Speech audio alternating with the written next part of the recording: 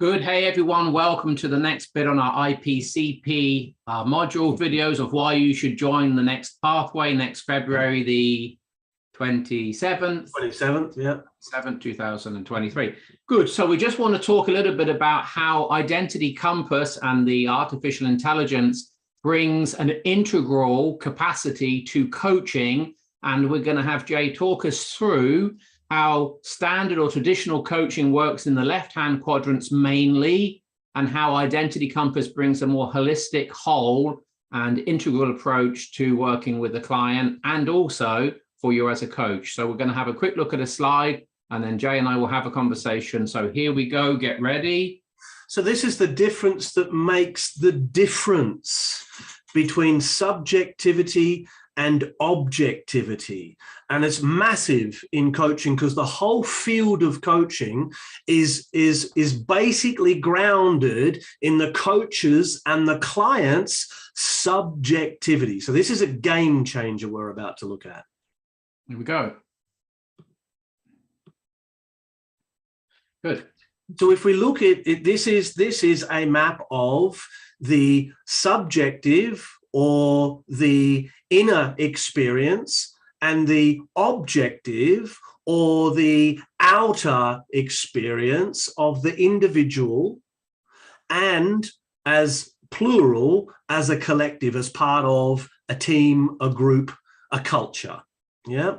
And so we're looking at the subjective and objective of the individual and the collective. If we look in the upper left quadrant, you'll see it's marked there in red.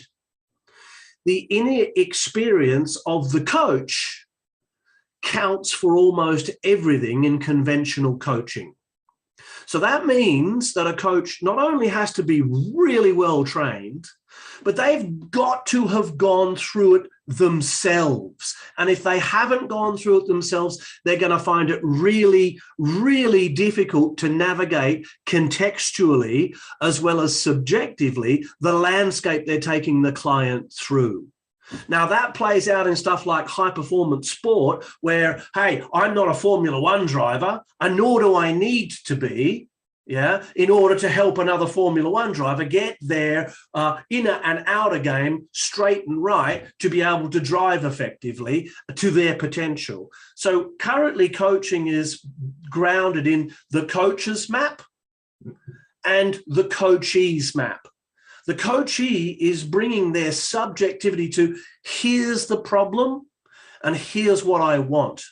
The coach then says, well, given what you want and given the problem that I am hearing subjectively behind that problem is X. Oh, well, that kind of makes sense. And it all begins to land and they might work their way through it and it might be actually pretty useful.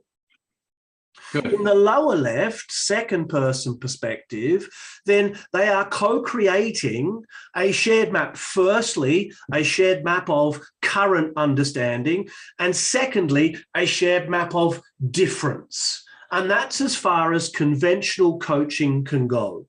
So left-hand quadrants. Left-hand quadrants. Okay, so that's like traditional coaching, even developmental coaching, right? When you're just, what you're saying is the coach subjective experience and the client's subjective experience are interacting to the coaching session. Right. Good.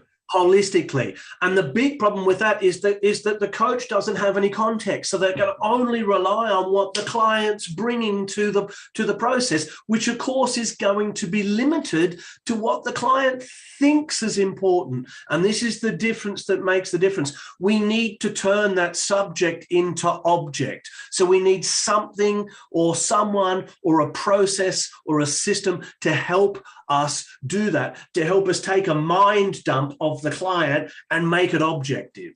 Good. So how does Identity Compass make this a more integrally informed coaching session in the right hands?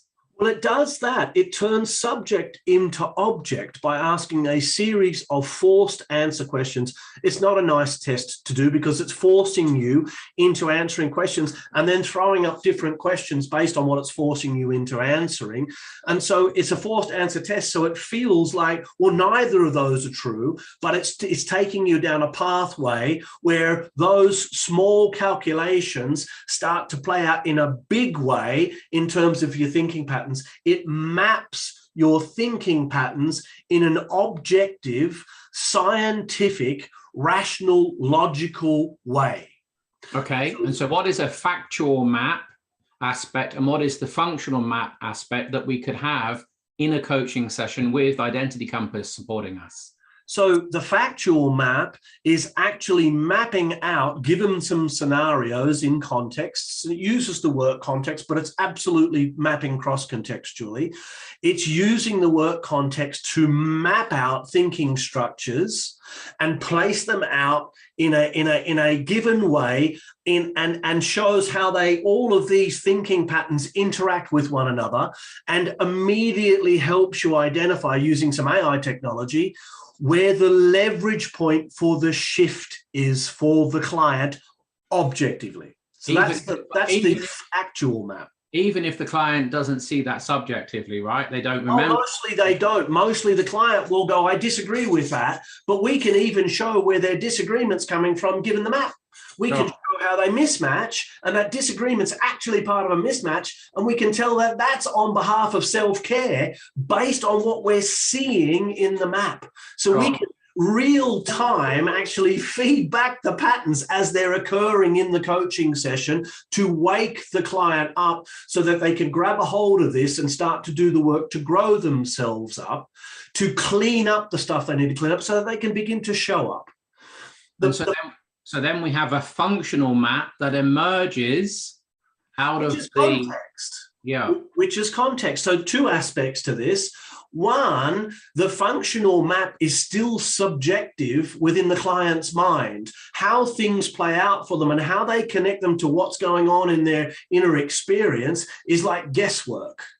Yeah. Sure. With the functional map, we can bring context in and we can look at work, we can look at personal, we can look at primary relationships, we can look at children, we can look at parents, we can look at community, we can look at all of those aspects and ask, how does this play out for you in this context, to start to get an understanding of what's cross-contextual and what's actually contextual. That means that they can shift between their thinking between contexts, which means they have more flexibility in the lower right component, or less flexibility, telling us how rigid their thinking patterns are.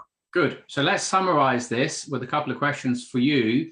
So you've been coaching for a few years and you're an averagely good coach. Just give me a moment to relax my face. And so given that, what would you be happy to go on coaching people knowing Identity Compass is in the world and not have access to it?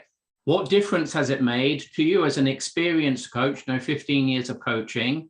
Yeah. What difference can you see and benefit has Identity Compass brought to your actual corporate coaching? Has shown me that I've been guessing up until I got a hold of the Identity Compass. It's shown me that my guessing is fairly accurate, yet, because I'm a human being, actually quite limited. And so would I coach without it now? Absolutely not. I mean, I'm literally flying with one arm and one eye. And so, it's to really get to the level I need to get to genuinely find the leverage point with the client, the Identity Compass just adds far too much value for me to guess any longer. And it's from their perspective, right? I've had a client go, I don't agree. And I've said to the client, it wasn't me who filled in your Identity Compass, it was you. So I'm not saying this, actually you are. You're disagreeing and taking a polar response against yourself. And then I said, let's look at the Identity Compass and see how that actually works out. And we found 6 key driver cognitive intentions that fit that pattern. And the moment the client saw it, the client literally went bright red and said, I feel more seen and more understood than any other conversation I've ever had with anybody to this point. I have not understood why I'm getting the responses I'm getting, and now I'm starting to understand why they happen the way they happen.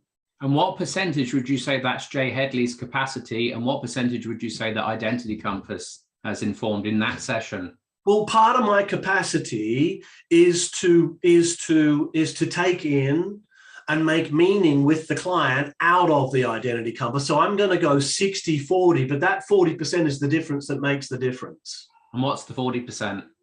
That is the difference that makes the difference. The 40% is the identity compass. The 60% is all of the grounded learnings and understanding how the identity compass needs to be read and translated with the client's help. Does a coach to coach the way you've just talked to need to be an excellent, outstanding, well-experienced coach to be able to use identity compass in that way? They need to have that experience. They need to learn it. But what the identity compass will do is it will train them how to learn it in an accelerated way. So instead of it taking 5 years to become an extremely experienced, well-honed, well-rounded coach, having done the work on yourself, we'll cut that down to 2 or 3. Sure. Anything else? Come and look at the program. If you haven't had a chat with us, book a chat, get on the program. If you want to coach at the next level, this is the process and the tool that is going to take you there. Good. Catch you next time.